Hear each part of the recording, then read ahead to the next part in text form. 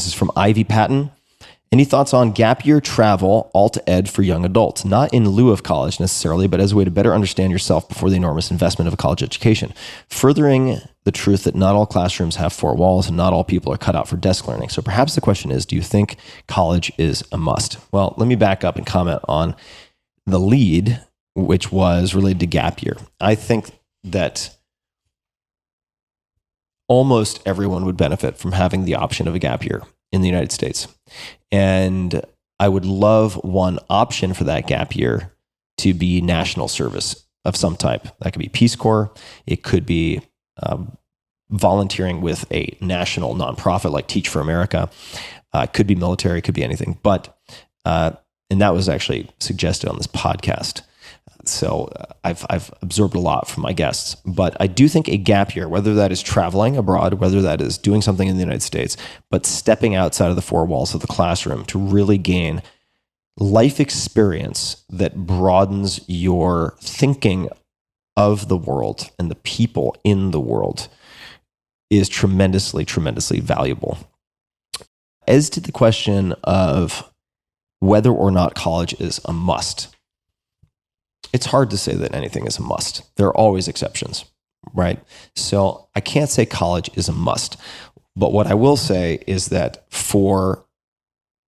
at this point in time, for most people, if we're approaching it from a professional perspective, the vast majority of people will benefit from having a college degree.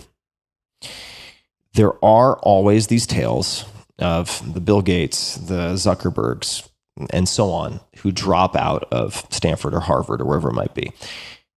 But there's some fine print on that is really important. Those people very rarely drop out.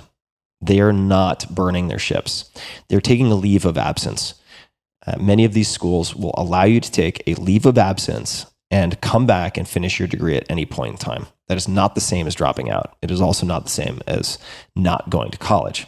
If you attend Stanford, if you attend Harvard and you say, I dropped out of Stanford, I dropped out of Harvard, and you succeed and people repeat that, you are still getting the benefit of the blue chip branding associated with Stanford or Harvard, right? So it's important to recognize that. And I would be very skeptical of anyone who has benefited a lot from a degree or a diploma if they tell you that you should not go to college. I would carefully assess how that has impacted their trajectory. For instance, going to Princeton helped me. It absolutely helped me. Was it necessary? Hard to say, but did it open doors? Did it allow me to get replies to emails and so on, where otherwise I think it would have been harder? Absolutely. So one could say, from a professional perspective, I'm going to come back to the topic of education and cognition, more broadly speaking. But from the professional perspective, one could make the argument that if you can get into an excellent school, it is more valuable than getting into a non-excellent school. I happen to think, again, for most people, a college degree is going to be of great benefit, whether or not it is a top-tier school.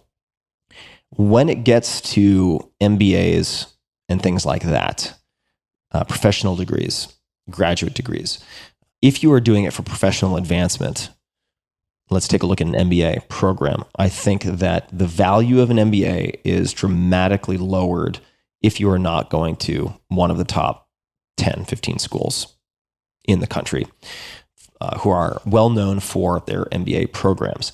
That advice could differ if you are coming out of a management consulting job or one of the big 5 accounting firms within which getting an MBA is encouraged for career advancement and promotion, where they pay your way. That is a different situation.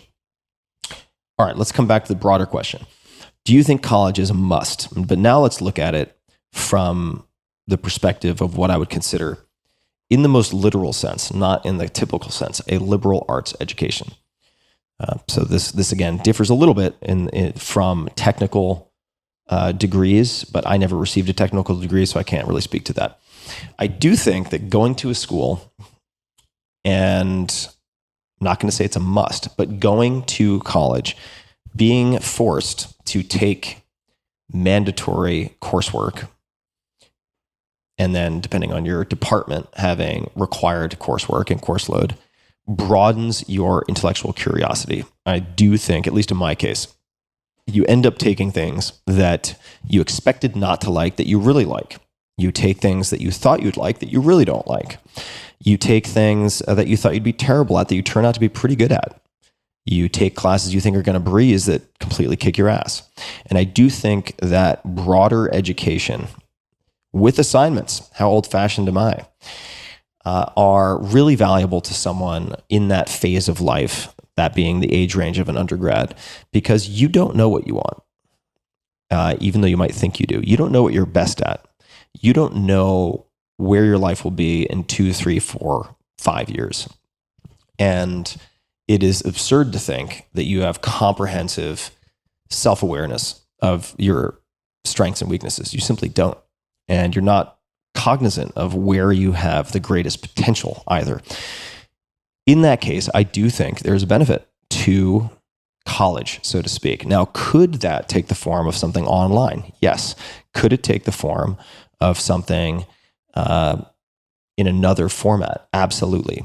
But most people left to their own devices without some investment of time and money and without the accountability of classmates and having to be a certain place at a certain time are just not going to study as much as people who are operating within those constraints. And constraints aren't always things that prevent you from doing what you want to do. Sometimes constraints are the things that you erect or that you deliberately engage with so that you can focus on doing the thing you want to do. So I think positive constraints are very, very important. So that's a long answer, but Ivy Patton, I hope that helps.